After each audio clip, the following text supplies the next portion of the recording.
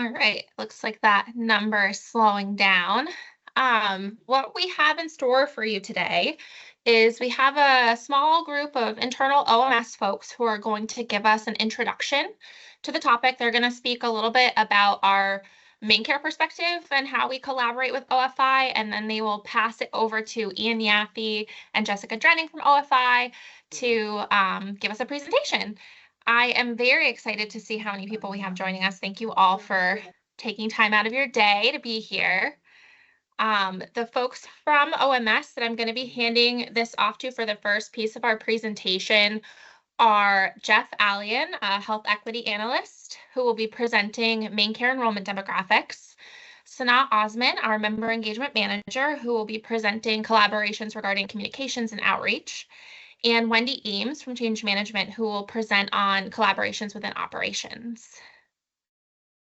And I want to give a big thank you to Ian and Jessica for being here today, too. We're happy to have you, as you can see by the great turnout. Kayla, would you mind? Oh, sure. Sorry, would you mind if I said a couple of things as well? Yes, absolutely. Good afternoon, everybody, and it's exciting to see such a big group. Looks like somebody needs to be muted. Anyway, thanks for joining this afternoon. I'm excited about this presentation as well, and thanks to Ia and Jessica for being here. I really don't think that we can overstate how important the relationship and collaboration is between the Office for Family Independence and the Office of Main Care Services. We go hand in hand in the work that we do, and for many of our members, understandably, there is not awareness that there's a separate office that that conducts our eligibility and enrollment from the rest of the Office of Main Care Services. And there's lots of great reasons for why that happens. But again, just from a public perspective, it's even more important that we be seamless in our efforts. So excited to hear all the different perspectives today. And thanks for joining. Thanks, Michelle. Jeff, I just saw your name, so I know you're on here now, and I'll go ahead and pass it over to you to kick off the main care part of the presentation.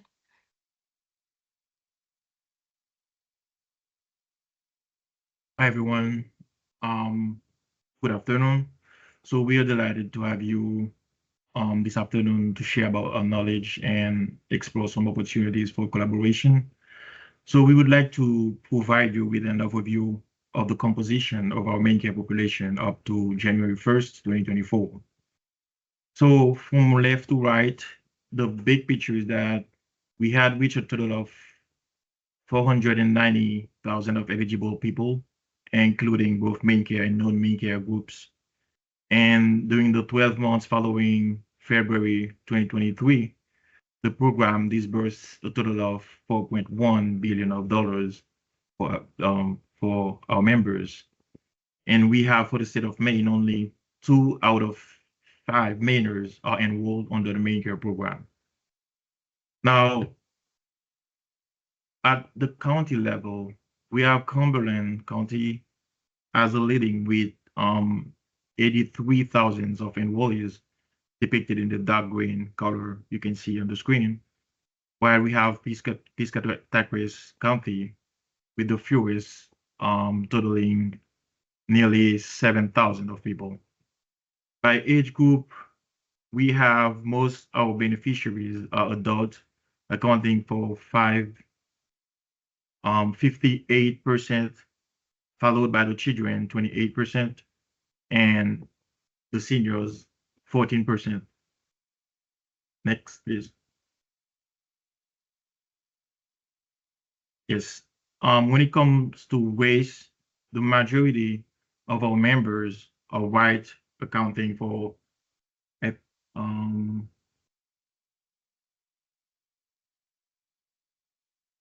actually, can you go back? Can you present the race slide, please? I think it makes more sense.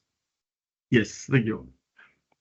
So we have 85% of our members, they are white, followed by the Black population and mixed races, Asian and native populations. So we can see that the vast majority of our population and our expenses in the Medicare program are dedicated to the white. A vast portion of it is dedicated to white people. Next, please. The breakdown by, yes, thank you. So 1 in 4 Medicare beneficiaries are dually eligible for Medicare and Medicaid and Medicare. And we have 91% of our members, they speak English as their primary language, totaling almost 455,000 of our enrollees. And last, we have 53% of our members, they are females. So it was a breakdown by demographics and geography of our populations, just to give you a whole picture of the people that we're serving. Thank you. Thank you, Jeff. And Sanaa, you're up next. Hi, everyone. Good afternoon. I'll be speaking to you today about the OMS communication team and OFI partnerships. So the first thing I want to talk about is our unwinding communications work group. This work group started back in the beginning of the unwinding, or right before it, in the beginning of 2023. And it's facilitated by Emily Person, who's contracted with the state, and also joined, or participants in this meeting are the directors of OMS, OFI, and OAHIM. That's Michelle, Ian, and Hillary, along with staff members from the Commissioner's Office and OPHE, which is the Office of Population Health Equity. And we used to meet weekly. Of course, the unwinding is currently over, almost over. And so now we're still meeting bi-weekly. And the topics discussed in these meetings were the effective outreach to members and consistent communication, unwinding data dashboard, and also provider briefing or webinars that were hosted by all these offices. The second point of communication or interaction with OFI is the monthly meeting that we have with Jessica Drenning. You're going to meet her later. She's the manager. She's a senior program manager at OFI. And we meet monthly, and we're focusing on communication between the two offices, member engagement, and also community outreach efforts. A third one is member e-messages, subscribers data. So we send out, as a mean of communication, we send out e-messages to members, and the data that we get the data or list of members who ask to be contacted by email from OFI, and we add it to the list of subscribers to our main care members. And so far we have about 207,000 members in our emailing list. And as of September of last year, we started posting those e-messages that go straight to their inboxes. We started posting them on our website under member resources. So you can see the e-messages that were recently sent to members. And we also get, if we want to send the targeted message to a certain group of members who are using a certain benefit or like under a certain category, we can also get a targeted message from OFI where we are able to send them this message. The third one I want to talk about is the e-messages notification. So every time an e-message goes out to members, we notify OFI that we're sending out a message, just in case they get any questions, or for any members decide contacts them instead of contacting our member services. Another one is the member material review committee. So we have a committee that reviews material that goes out to members, just for plain language and clarity, and to make sure that it's the way it's written is appropriate for our members. And so we have an OFI staff member who joins our committee, and the benefit of having somebody from OFI is to make sure that the consistency of language that we use across offices, and have them join and know what kind of communication we are sending out to members. Another one, and lastly, is the member services call. I should I thought I should mention this, but as we listen into member calls from the member services, we get to give or provide guidance to our staff or our representative on which calls should be referred to OFI or not. So this is something that we are in contact with the main care services as when when a call is appropriate to be sent, or when a member is appropriate to be sent out to OFI to get more information. If you have any questions, please feel free to email me, Sanaa.Osman, and I'll leave it to Wendy. Thank you. Thank you, Sanaa. Tuesdays at 3:30, folks from OMS and OFI have a weekly touch base meeting where we talk about issues that are related to member eligibility. Why do we do that? Because the work that OMS and OFI does continuously overlaps. OMS can't pay a claim without a member having eligibility, and OFI issues that eligibility. This touch base lets us troubleshoot and problem solve eligibility issues and lets us share information about upcoming changes to member eligibility. Who takes part in these touch base meetings? Well, as you can see on the presentation, we have folks on the OMS side, we have members of change management and UAT. We have OFI folks, of course. We have Data Hub members. Data Hub is actually a unit within OIT who takes OFI's eligibility information and sends it into MIMS in the form of a rate code or a RAC code where we can see and share and pay our claims against. And then we have guests join us as well. Sometimes we'll have TMSIS join us, we'll have DSS join us, and then occasionally we have OMS and OFI policy who join us. Next slide, please. Thank you. What kinds of things do we talk about during these meetings? Changes to main care eligibility. When we discover that, through CMS or due to state legislative changes, when we find out that a change does need to be made to main care coverage, we use these meetings to determine whether or not we need a new RAC to make this change, or if we can use an existing RAC to implement these changes. To RAC or not to RAC, and OMS always like to say no new RAC if possible.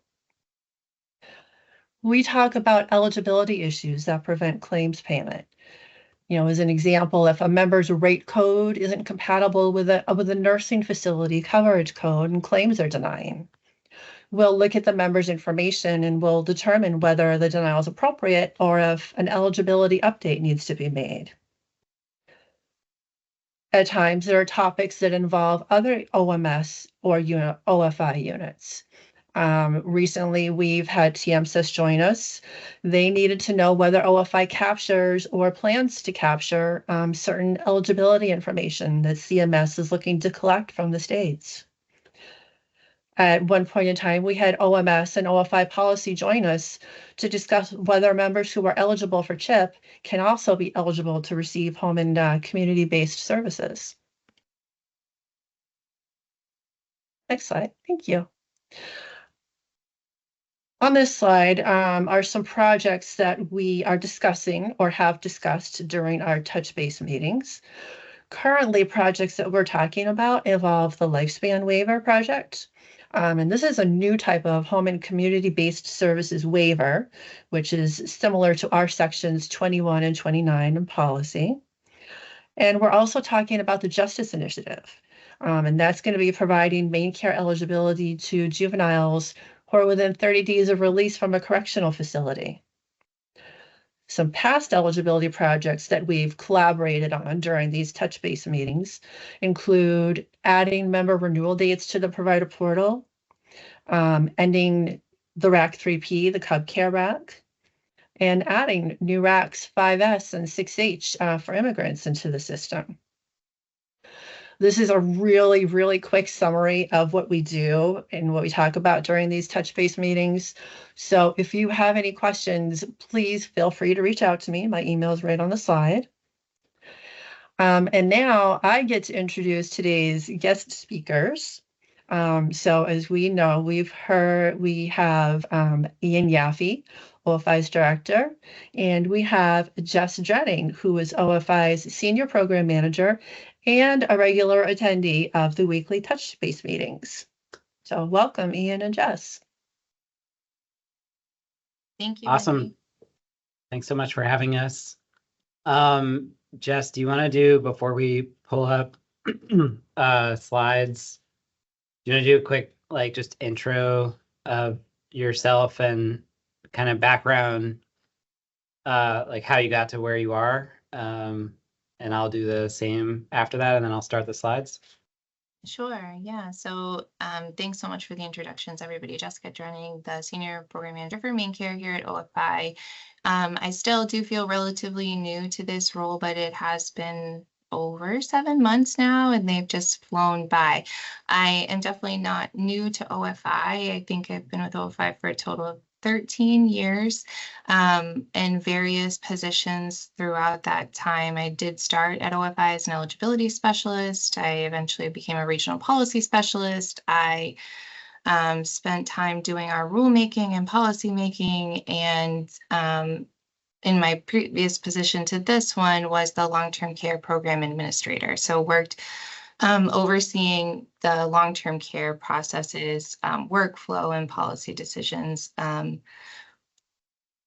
during that time. So it's been an interesting ride at OFI. It's been really fun. I really enjoy the work that we do here. I am really committed to, the main care decisions that we're making over here. We're going to talk a little bit about our staff in a moment, but just specifically the main care team. I work with 2 other main care program managers, Adam Hooper and Joseph Studholm, and the long-term care program administrator, David Havrick. So I think all of them have had interactions with a lot of you throughout that time. And the 4 of us work really hard to increase collaboration at any point that we can and keep it kind of on the rails over here. So that's all I have. Thanks. Cool. Awesome. Thanks. So good afternoon. My name is Ian Yaffe. I've been director at OFI for just about a year now.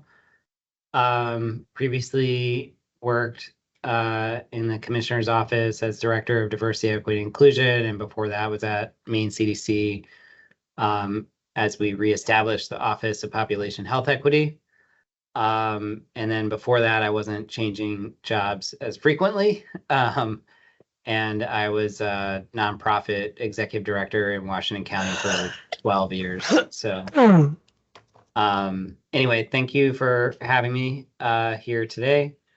We have a couple of slides that we wanted to share just in terms of how OFI, essentially like how we work and how we process in particular main care applications, renewals, and other things. Our goal is to get through most of that in like 30 minutes or so at this point, so that we have plenty of time for your questions. But if you have questions throughout, please raise your hand. If I have a couple of screens going, so if you put something in the chat, I might not see it as readily, but if somebody, Kayla or anybody else could like flag questions that people have, I'm happy to try to answer them as we go. So I'll get started here.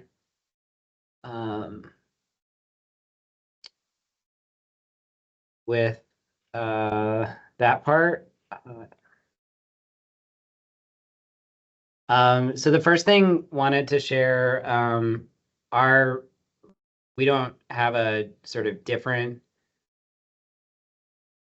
mission here at OFI as the department, and we have certainly a different role, but I wanted to sort of start with our mission as a department to foster health, safety, resilience, and opportunity, and sort of connect, very much see the role of OFI and OMS as working together collaboratively to achieve that mission as it relates to health coverage for over a third of the state. I think we're close to half of the kids, for example, now receiving coverage through main care. So it's a huge responsibility, and one that we are really grateful for the opportunity to connect with you on. It was really exciting to hear about all the different ways that we're already working together, because I think with the scale of both OMS and OFI and the work that we do, it's sometimes easy to lose sight of the ways that we're,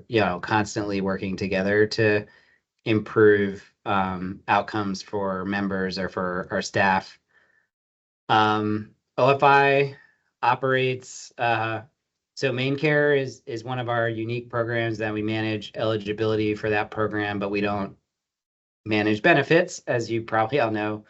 For the other programs that OFI manages, we do both things, eligibility and the program itself. So the major programs that exist at OFI include Main Care eligibility.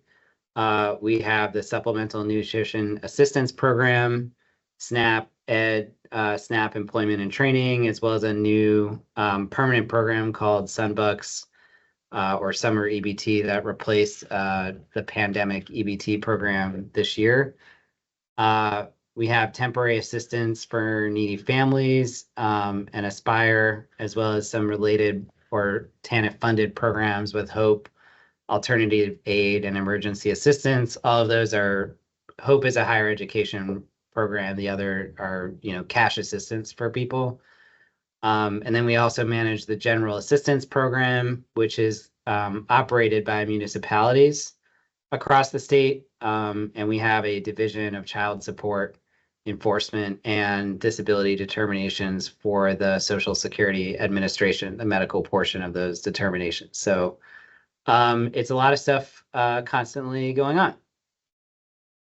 In terms of the overall program enrollment, I always love this one because we have a different number than you, but I think we're mostly looking at full Main Care members, not including maybe all the members who have buy-in programs such as MainRx in this chart. But overall, you can see that OFI serves today roughly around 410,000 people. And almost all of those folks that we serve have Main Care, some form of Main Care, almost everybody. And then we have roughly around 180,000 SNAP recipients today, and just around 12,000 TANF participants. So it's a big, mix of folks, but the vast majority of everybody that OFI serves as a client, almost everybody is a Main Care member. We do serve some people who don't have Main Care, but they have SNAP or TANF, but that's very few people. And so another way to look at that is our sort of integrated eligibility percentages. And so just over half of states have integrated eligibility between Medicaid and SNAP. As Main Care has expanded in the past 5 years, you can also see that the percentage of clients that receive both benefits has decreased from nearly 60% in 2019 to just over 40% today. With the wrap up of unwinding, we expect that percentage to go back up because at this point, the only, anybody that is being disenrolled from Main Care as a result of unwinding now, the SNAP and TANF has already been, they've already been disenrolled from that if they had that. So that should go up slightly, but still, that's been a change in our work in the past 5 years. But you can see at the top that still, for our other major program with SNAP, almost all SNAP recipients have Main Care. And I think that's an important, distinction for folks to realize. There is such a benefit for Main Care members who qualify for SNAP and or TANF. The fact that those things are integrated saves them so much time and energy from having to go apply and manage benefits in multiple places. And a lot of what OFI does is really driven around this integrated eligibility model. So when you think about all the folks that work at OMS that work on Main Care, there's hundreds. And when you think about that at OFI, it's pretty different. Like we only have a handful of people who only think about Main Care. Almost everybody else that works on Main Care at OFI also thinks about other programs as well. So it's a pretty big difference in terms of how we approach the work with the, again, benefit for members in that they, only have to do a single application for all 3 programs. They have the same renewal dates for all 3 programs. If they have an issue, you call one place. But I know that also can sometimes add confusion for people who only have main care and then have to interact with both OFI and OMS. But that's the underlying reason for that process, is for us to be able to maintain integrated eligibility for clients, and particularly for the clients who have the highest amount of needs, that they have the fewest amount of places to go to address those needs. For an overview of our staffing, when we think about OFI as the sort of processing side of main care, we have currently about 280 full-time community eligibility specialists. We have other people who are eligibility specialists, but who do sort of non-community facing work, including business technology, work supports, and other help desk types of features. But in terms of the people who are interacting with clients on a daily basis, we have 280 full-time staff in 16 regional offices. Most staff go through, in the first 6 months that they're hired, typically they'll be trained in main care first, and then they'll receive training in SNAP, and later they'll receive training in TANF. But all of our positions are built on the idea of being able to, if you're working on an application, you could work all of the benefits that application or renewal involves. So all of our applications are processed at the household level, and they're also processed at the, as many benefits as possible that people qualify for. And there are unique surprises there too. A lot of times people know what benefits they want when they come in the door, but other times they may come in the door for OFI only thinking that they need main care, and then they realize that they also qualify for SNAP. And we had, I think, something like 200 marketplace referrals last year that led the member to both receiving main care coverage and receiving SNAP, even though obviously they only came in the door for main care because they were coming in from the marketplace. Community eligibility specialists work a weekly rotation of assignments model. So in addition to our staff essentially working all 3 benefits once they reach full training, they also do all of the things with all of the households. And for us, that includes intake. That's what we call in-person services. So if you come into the office and you have a question or you want to apply, submit renewal, that's all intake. We have roughly, I think on a given week, we have roughly 40 staff who are assigned to intake of the 280. We have staff who answer phone calls. Again, we can do almost all the same things that you could do in person, you can do on the phone. And we have roughly 60 staff assigned to the phone queue each week. And I would note here that we also have multiple phone queues right now. So we have a clerical line that's sort of our triage line that's answered by a team long-term of 45 call center specialists in Wilton. And then we also have contracted staff right now to assist with unwinding who are answering phone calls, though that will begin to wrap up at the end of this year. And we'll have a significant decrease in those external staff.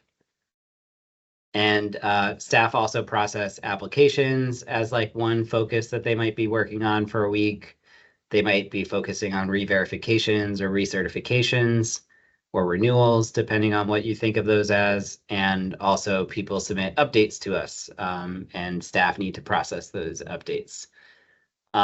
So we have a lot of, we're constantly looking for eligibility specialists, both because of the number of positions that we have. We're essentially constantly hiring for that role. And we often see that once staff get all the experience in those 3 programs, it positions them for lots of other opportunities. at OFI, as well as in the department and state government as a whole. And we're really proud of the number of our staff who have gone from, being an eligibility specialist to being, the senior program manager for main care and beyond. It's a really important part of, I think, OFI's culture and identity that we have so many frontline staff moving up into, leadership positions. So with that, I will pass it over to Jess to talk about more of walking you through the main care application lifecycle. Thanks, Ian. Yeah, so we've put together just a little bit of like a walkthrough, right? Because you guys get these people on the other end of it, but there's a whole path that individuals have to walk to kind of just become eligible for main care or determine if they're eligible for main care. So we thought we would walk through an application, and we kind of set it up as an example. This is for Sophia, Jordan, and their mutual child, Max. Go ahead to the next slide.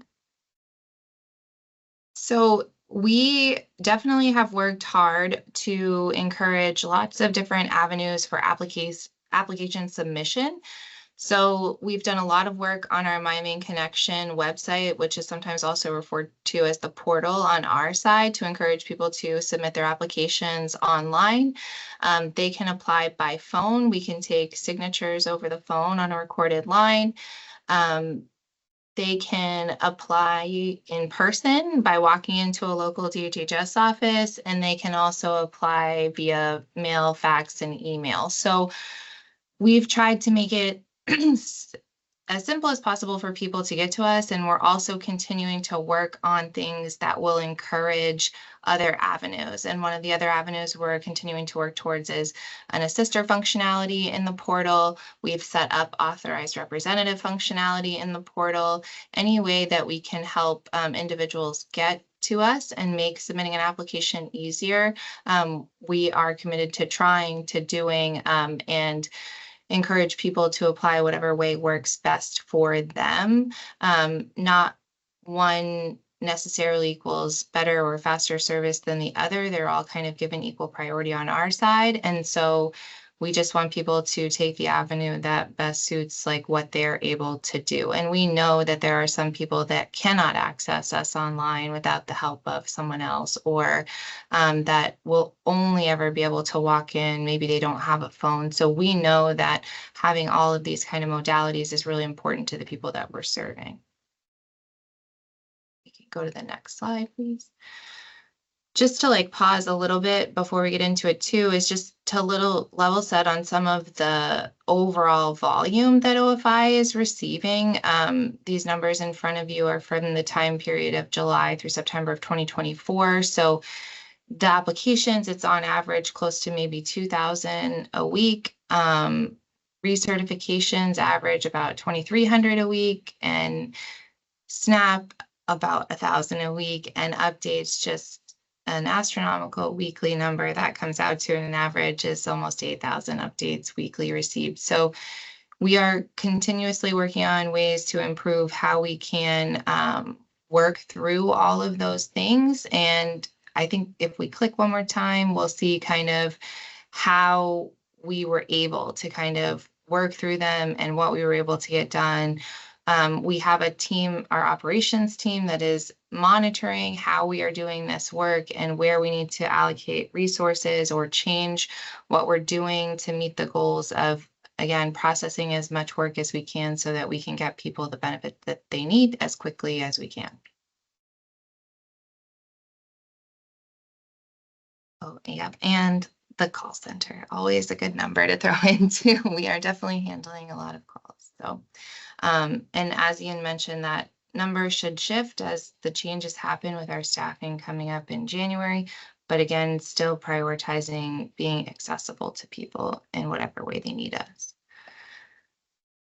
So for our example, we have decided that our applicant submitted her application via the mail. So any mailed in application that comes to us goes directly to our Farmington office. That's where our kind of mail processing center lives. So we have dedicated staff there that just open mail all day long with some fancy slicers and machinery and get all of these applications in ideally on the same day that the mail is received into the office.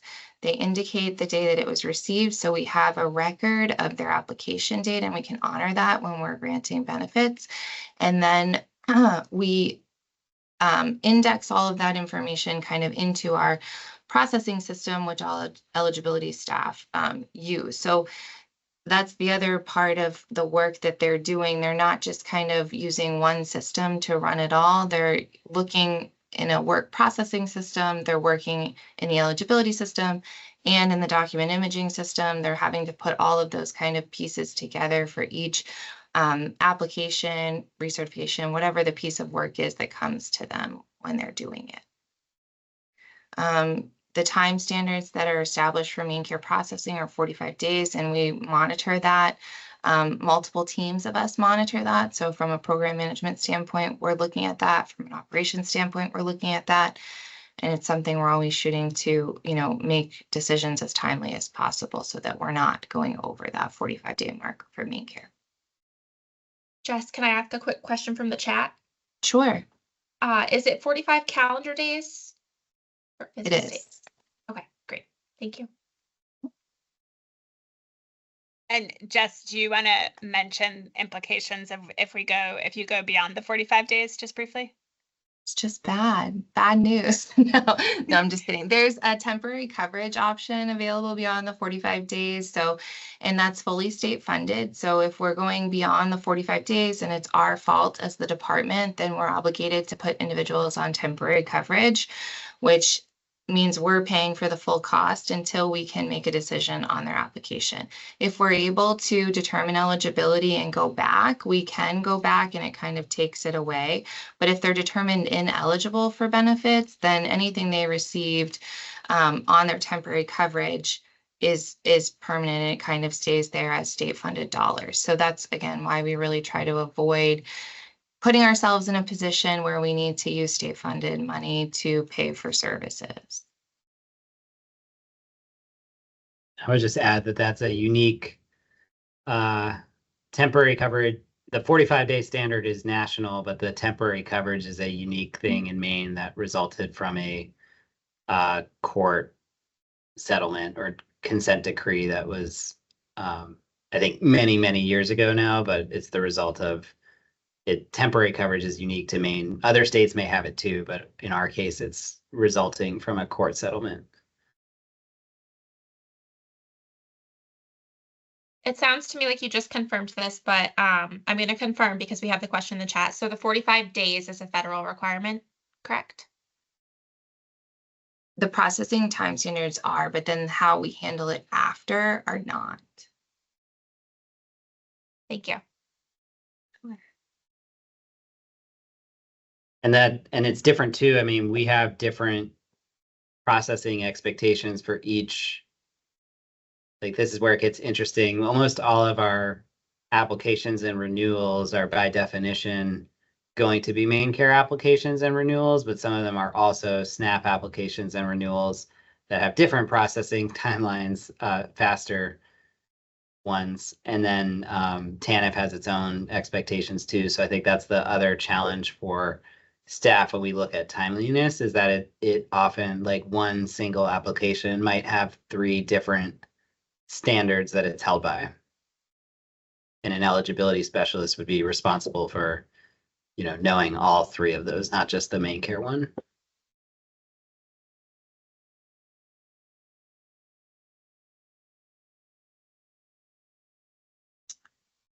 So the next step kind of the application process, once it's like received by an eligibility specialist, is kind of to go through the verification process to see if we need any additional information from an individual or if we're able to go ahead and make decisions on our own. I think the interesting part about this for us is that we're trying to leverage data sources as much as possible. We don't want to have to ask people to submit additional information to us. So we have specialized programs that help us identify citizenship status that we can look at. And if we've ever known this person to our system, which is ACES, and if we've ever had kind of verified this in the past, and if we can avoid the need for a re-verification of anything, we're going to do that. Same deal for financial. We've connected with the FDSH, which is the data hub, the federal data hub. So we're trying to get income verification that way. We use other verification methods for income. We have some limitations to what we can and cannot receive. It's really difficult to get our hands on self-employment income. So that's something that has always been interesting for OFI to have to outreach and kind of wait for. And some of the charts that you're looking at on this slide, these are our internal charts. So these are kind of what our staff are using to kind of make these decisions. They're the FPL guidelines for each coverage group and household size. These are these all correspond with programs that are either mandatory or optional main care programs, but they also correspond with the ACES assistance groups and kind of categories that people fall into when we're granting eligibility decisions. So staff are kind of using these guides. They're looking at them to make determinations. The system works for them and gives them the same information, but they also have to be kind of looking at it and being aware of what they know, and following the guidelines to make sure that if there's something they need to be looking at, or if there's an expense they need to deduct, that those things are inherent to needing a person to actually look at it too. Can't rely on the system to do all of the pieces of the eligibility determination for them. I guess we can go ahead and click one more time potentially.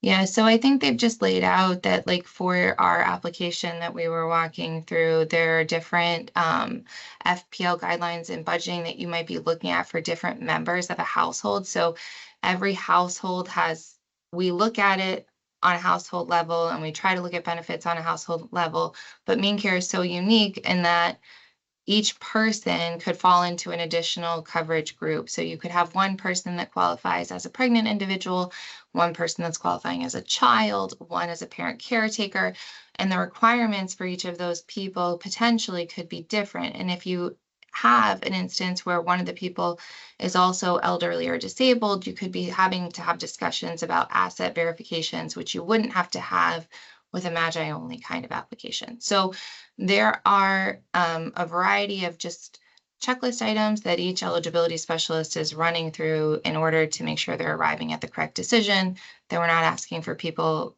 for information that isn't necessary, because we know what a burden that can be as well. We can go ahead and click to the next slide. Jessica, sorry to break in. I just had a quick question. If you're going to talk about it, are you going to talk about ex parte later? And if not, could you talk a little bit about how ex parte relates to the last slide that you shared?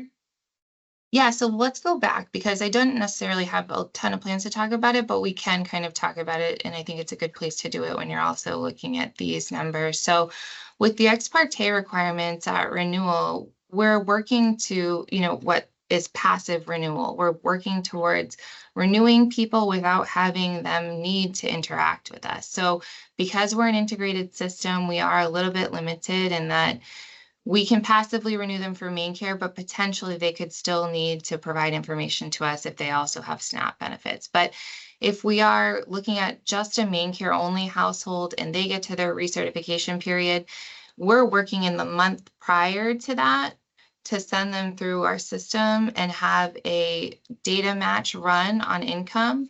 We're working to see if we can verify their income with a data source. If we can do that and they're reasonably compatible with each other, which is a limit that we've set, we will go ahead and move them through the passive renewal process. What delayed our unwinding process was that when we first initiated this process, we did this at a household level. We didn't know, or CMS maybe didn't initially make it as clear as they later made it, that it needed to happen at an individual level. So for a household with these 3 individuals, you're looking at comparing the income and a reasonable compatibility threshold at 3 different federal poverty level percentages. You're looking at 100% for a parent, 300% for the child, and 209, for the pregnant individual. So some of those individuals could pass a reasonable compatibility threshold and not have to do any kind of paper renewal with us. What they would receive is just a case summary, letting them know that the renewal had been completed. But if there's a member in that household that, because they're held to a lower FPL for their coverage group, they don't pass the reasonable compatibility threshold, they would have to complete a renewal. We have done a ton of system work to make this possible on our side. And it has not always been easy, especially with an integrated system and trying to be mindful of preserving renewal dates and honoring federal regulations for SNAP and for CMS. Like, we have worked really hard to kind of align those things to get us to the place that we are now. And July was kind of the first month that we reintegrated and let it run with this system functionality. And it's been serving us pretty well. And we're glad that it is working this way, because it is definitely in alignment with where we want to take main care and how we want it to be functioning. We definitely don't need people submitting information to us that we're able to check ourselves. We definitely don't want to create any barriers to access in that way. So it's something that we've worked really hard on to kind of make possible, and it is been a real learning curve for our staff too, though, and it's been interesting, and I think we're finally leveling out a little bit, but I think we're still going to see changes over the next year just to come into full compliance and make sure that we're doing all of the things the way that we need to be doing them. Thanks, Jessica. And I'll just underscore that even though the name is kind of hard to understand, and that it's been a ton of work, this is a really big and exciting deal. OFI first started implementing ex parte summer of 2023, and then CMS went through its clarification of, no, you actually needed to do it in this way instead. So it's been a process, but this is really one of the rare win-wins, I think. So it's a lot of work on the front end, but when we're able to find this information already within our broader systems, then that means less work that staff end up having to do manually on the department side. And it also means less work that Mainers have to do in order to apply for the benefit. So it's really one of those things that once it's up and working as it should, it means a lot of saved time and less hassle for a lot of people, which improves access. So it's very, very exciting. Yeah, and in terms of the percentage of members who we can automatically renew, it's still early to establish a long-term baseline, but it's been as high as 80% and as low as 60% or 55% in the past couple of months. But it's a very large number, and the particular group of people who benefit the most. I mean, people who have SNAP and TANF, the automatic renewal of main care, often we wouldn't have needed more information for SNAP or TANF to renew main care. So they're not necessarily providing less work, but it can definitely reduce churn in main care. But for members who only have main care and don't have SNAP or TANF, it means that they could keep main care for many years without doing anything, which is certainly very helpful for lots of reasons, not only for staff processing efficiencies there, but also for really reducing churn and avoiding those folks who find out that their main care coverage was turned off because they go to a medical appointment that was canceled because they don't have coverage, which is oftentimes the case when all of our notices fail and somebody doesn't find out until they're something that they need is actually denied is when they find out. So we're really excited about that and to continue building that process for the future. But I'll pass it back to you, Jess, because I know we're getting short on time. Okay, sounds good. Thank you, guys. So I'll zip through this one a little bit too. OFI did do a little letter overhaul prior to the pandemic, and we started the project. We tried to work on making our noticing more clear for clients.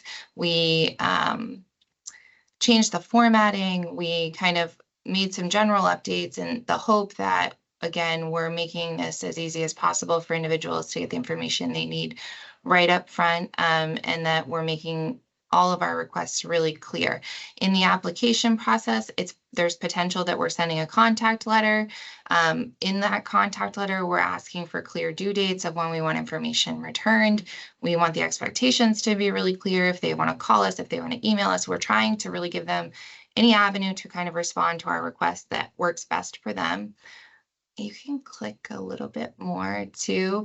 And kind of the last date of the last kind of step in the process of the application is that we're issuing them a notice of decision, which is the finality, this is what you have, you've got main care or you don't, you've been denied. If you've been denied, the reasons why. If you have been accepted, here are the start dates of when your service is active.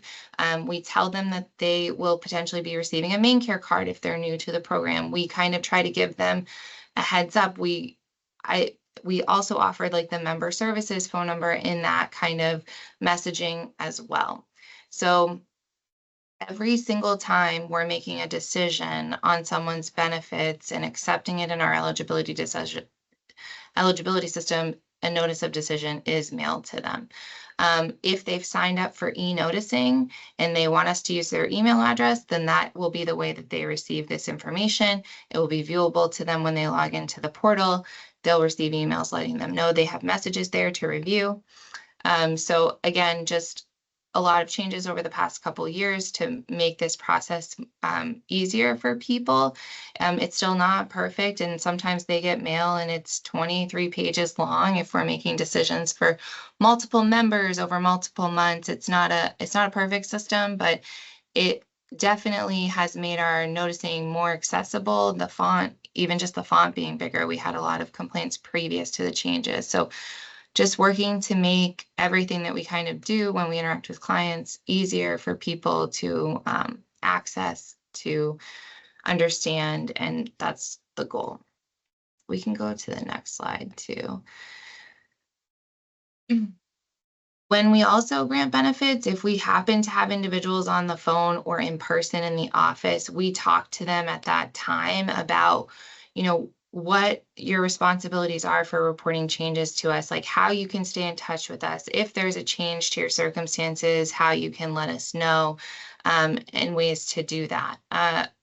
Again, we have staff working all of these different modalities, so just making sure people know that if they need to talk to us, they have ways to do that. We do give them the member services phone number at that time, and we talk to them about, I think any services, we make sure that it's clear, or we try to make sure that it's clear that at that time, any service questions that they have with like a provider are not going to be for OFI. We try to limit the amount of times that they will contact us for things that we can't help them with up front. So we try to tell them, like, you're going to be receiving information, and on that information there will have this phone number, and this is the phone number for member services. If you ever have a problem, this is the pharmacy information if you ever have a problem with a prescription. So we try to give them as many resources when we kind of part with them as possible. We've also during the pandemic, we instituted the provider line. So that's something that is dedicated to just main care providers, and we've asked that they use this line specifically for checking on the status of an eligibility determination, if they're looking for an application that's maybe pending over a certain amount of time, if they're looking for months that are maybe missing, if they're trying to bill and they're not seeing eligibility for those months. So we've also added this kind of avenue for providers to get to us directly for things that are specifically related to eligibility. And so we think that that has helped overall with like the process, because I know that we've talked about some of these provider line questions in other meetings with the OMS team, and it's helped a ton if they're coming to us directly and saying, we don't see eligibility for this time frame. Like, that's something we can fix and doesn't have to necessarily go through the other channels at OMS before it gets to us. And then I think the next couple slides we can kind of just, because we're bumping up on time, go pretty quickly, but we use the same release that everybody else uses. We do get a lot of confusion around they think that we are main care sometimes on this one, and being really specific with people that we need them to check off the Office for Family Independence. It has become, it's one of those areas where we really try to upfront, if we know that people are going to be using this form, get specific and indicate it even when we're mailing them out sometimes, that this is where it's going back to, and this is who you can send it to kind of avoid it. But the same rules apply for us that apply for others. So, and then again, we have a lot of authorized representatives in our system. We hope that we have given them all the information to understand what that responsibility means. And we store that information electronically, and we're really specific about who we share information with and when. Okay, I think that's it.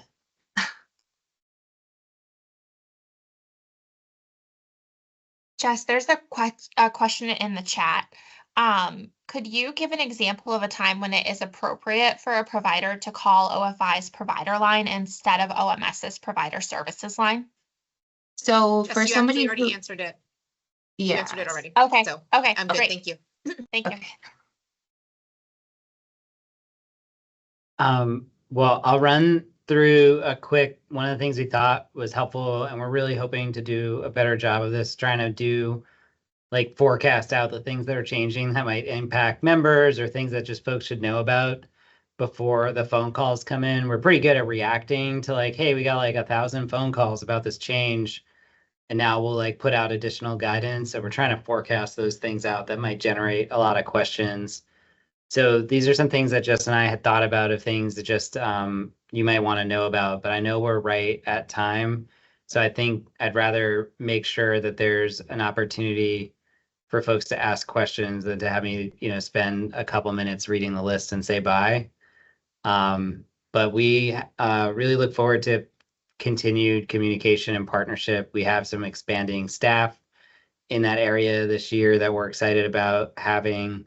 And we have some upcoming projects this year to really think about how we could do a better job doing more communication as we sort of exit the big focus on unwinding and go into like, how can we make this experience better again, for everybody as we go through that over the next year. So any questions here at the end that are helpful for us to answer before we close?